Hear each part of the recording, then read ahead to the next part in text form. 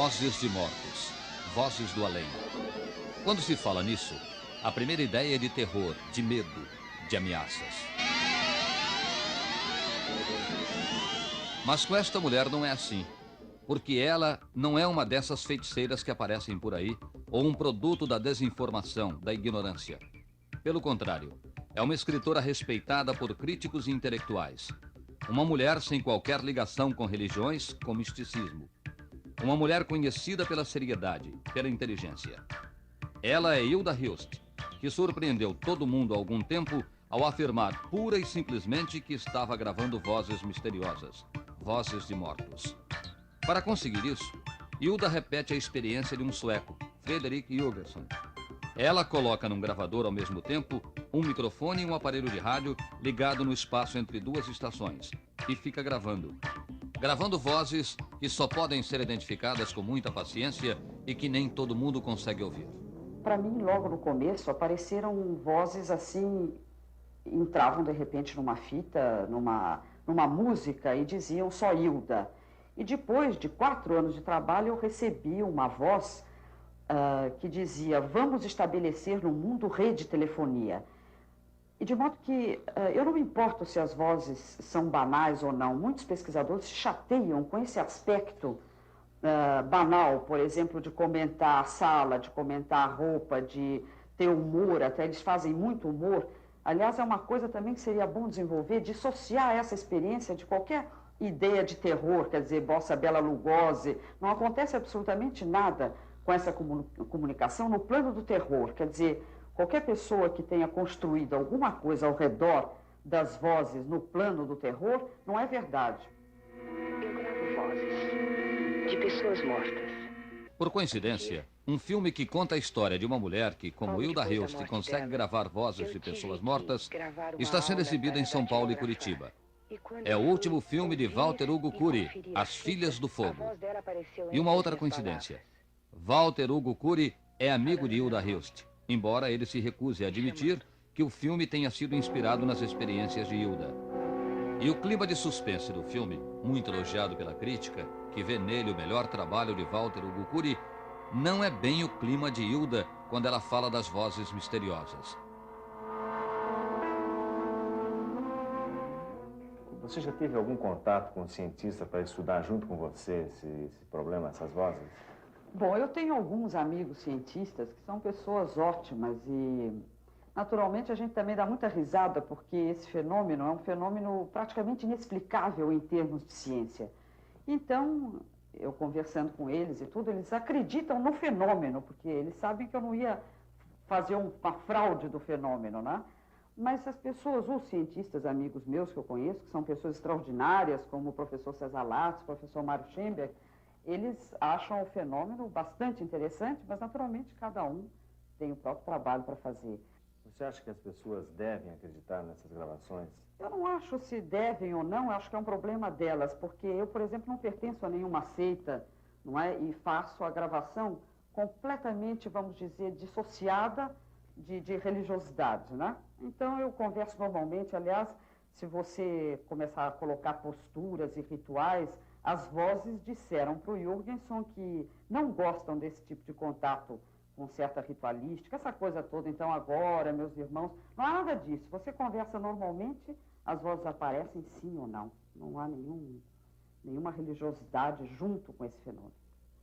Ouça agora uma das primeiras vozes que Hilda conseguiu gravar. Era mais ou menos 11 horas da noite, estavam tocando uma música e, de repente, aparece o meu nome nessa fita. A cantora, em vez de dizer o que ela teria eventualmente que dizer, ela diz Hilda, mas mais sussurrado, tu es près de moi.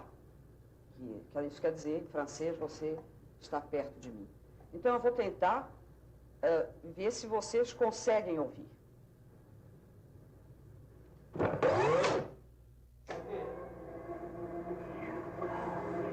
Preste atenção. A voz que diz Hilda é logo no início. É logo no início da gravação. Ouça bem.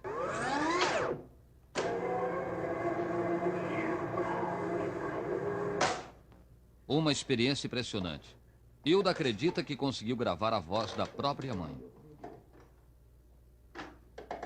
Uma noite eu pedi a um sobrinho meu, que era o neto predileto da minha mãe, já falecida, que conversasse com ela como se ela estivesse viva. Aí houve um diálogo, quer dizer, houve um monólogo dele, muito extenso. Eu disse, bom, não tá acontecendo nada, então termina.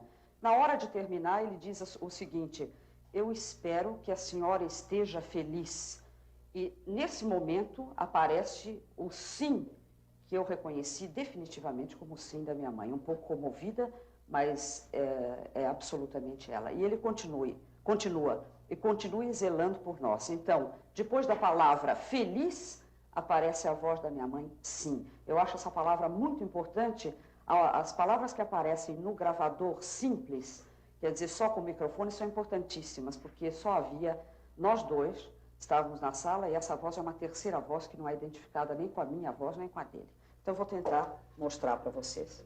Logo que o sobrinho de Hilda diz feliz, a voz que Hilda acredita ser da mãe dela diz sim. Vamos voltar. Péssimo exemplo. Tudo bem que a senhora esteja feliz e continue zelando por nós. É um sim meio sussurrado, depois que o sobrinho diz a palavra feliz.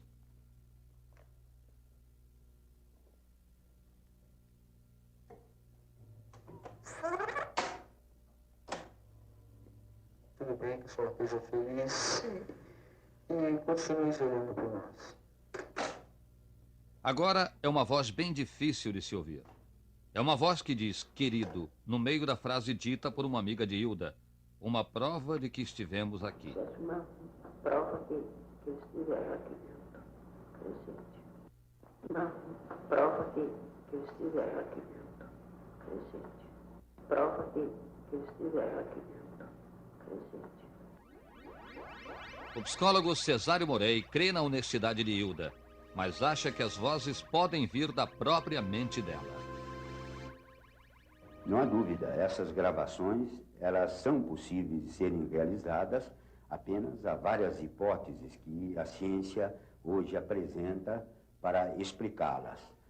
Uma das hipóteses principais, que parece ser a mais aceitável, inclusive pelos parapsicólogos, pelos grandes cientistas que estudam esse campo do psiquismo humano, é aquela de que esses fenômenos são provocados pela própria criatura humana. O nosso cérebro tem recursos extraordinários de poder não só gravar uma fita, como impressionar uma chapa fotográfica, de tal forma que, ao se tirar uma fotografia do rosto de uma pessoa, o que sai é o pensamento dessa pessoa, como aconteceu com Ted Sérios.